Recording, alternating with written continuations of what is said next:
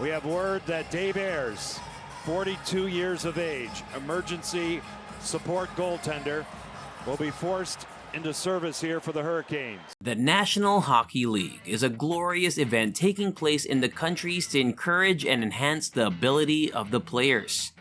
Well, for those who aren't aware of the fact that most of the situations of a game are handled, this is your chance. Ever dreamed of becoming an independent, strong personality? Let's see what this information is holding for us. The emergency goalie rule. In the case of every NHL game, each and every team should have 2 goalies. This is not a suggestion, but a compulsory option to be followed by the team. These 2 players have to take part in the game with their whole energy and determination. So what would happen if one of the players get injured? How will the game move? What if the actual substitute is also not well? How do you think they would solve the issue? As you already know, hockey is not a simple game. It's actually a rough-ass sport. And most of the time they get hurt too. This happens. This is where the emergency backup goalie enters, or we call them E-Bug. The emergency goalie is someone who can fill in for the rest of the game, for either team. You won't believe this, but still, situations like these have never come across the institution, stating how the guys are not professional. And guess what? This situation is creepy. The way the team or anybody had to uplift on the topic. Why would they behave as if they aren't actually needed? Although it happens, doesn't mean the game is going to end or the entire population would bully me for the same. Each team would be participating in the NHL League must have the details of the emergency backup goaltender. And in the case of emergency goalies, applications would be from nearby colleges, schools, and would definitely be learning. What is an emergency backup goaltender? Or should we say, who is an emergency backup goaltender? Who can be an emergency substitute player according to you? When is one emergency substitute player required?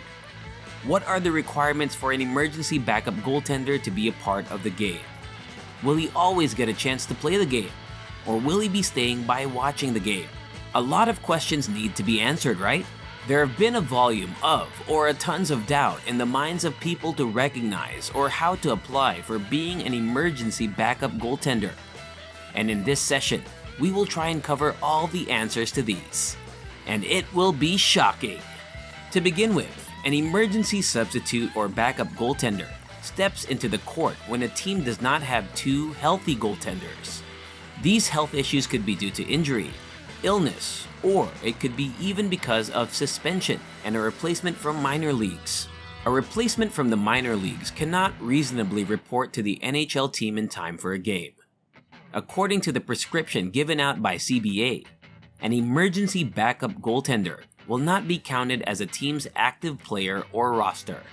So it happens when a team lets a goaltender sign to a tryout contract, and apparently, the same goaltender should cover at least a 23-man roster limit up to 2 times in a regular season. The team can exceed the roster limit with the emergency goaltender for up to 48 hours at a time.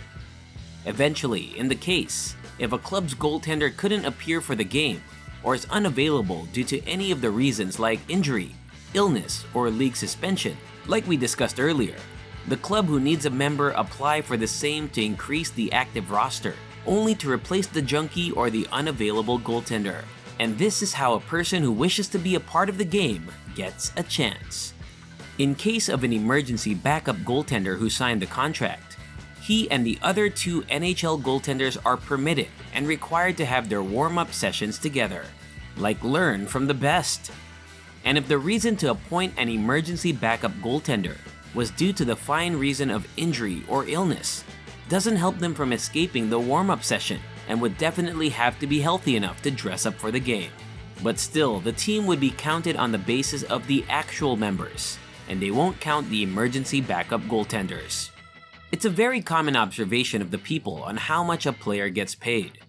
Well, in the case of an emergency backup goaltender, people are interested in knowing what they get paid from the game.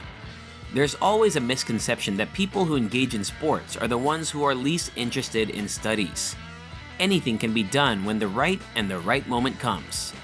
On the particular part, do they actually get paid? The key difference between a normal player and an emergency substitute player is that they aren't the same. Precisely, the backup goaltenders aren't on full NHL contracts, so they receive the least of the salary for enormous loads of work. The league's minimum salary is considered to be just over $4,000 per day. What actually happens to an emergency backup goaltender, or any other backup player, is that they would have to sign one of two types of tryout contracts. Among the same set of notices you may find one document relating to your career, players should be permitted to be paid just $500. About the player who signed the document of PTO under the prescribed proposition, they would definitely receive $500 per game and will be allowed to keep his game-worn jersey. This amount will not be included in calculating a club's actual club salary and average club salary and the player's share. So the least they have given is the $500. And guess what? Don't know how many are going to be surprised by this fact. Do you have any idea that no emergency backup goaltender got a chance to step into the game? Until, for the first time in the history of the NHL, one of the emergency backup goalkeepers got a chance to play the NHL game, and the rest is unbelievable. Not only did he get a chance to be a part of the game on the field, he earned a win for the same game. Now arises the question, who would be that? Who actually got a chance to be a part of the game? David Ayers was the first person to get a chance to step into the game. He is a 42-year-old Zamboni driver and is an operating manager for the AHL's Toronto Marlies Coca-Cola Coliseum. He also got a chance to play as a substitute for James Reimer and Peter Mrazek, who was injured with 29 minutes remaining. Ayers surprised the entire box of viewers with his amazing shot that earned him a win and to the team. After going through all the aspects of an emergency goalkeeper and his rules plus functions, there's one question which hasn't been answered by any. So the question is, what if the emergency backup goalie for an NHL team was injured during a game? Is there a rule prohibiting the position players from taking his place? If you know the answer to this, let us know in the comments below. It will be really appreciated. Sport should be respectfully treated, along with a highly necessary voyage agenda. Earning and learning new games and participating in the same is a one-time luck. And with the payment that they could earn from a game is more than enough to survive a single poverty. Thus, the emergency backup goaltenders tend to do it for some personal gain, with the pleasure that they receive from the game. Hope you all liked the video. If that's a yes, don't forget to like and share this video. Also, subscribe to the channel for more updates. And if you want to suggest topics to be disclosed, do let us know in the comments. Thank you.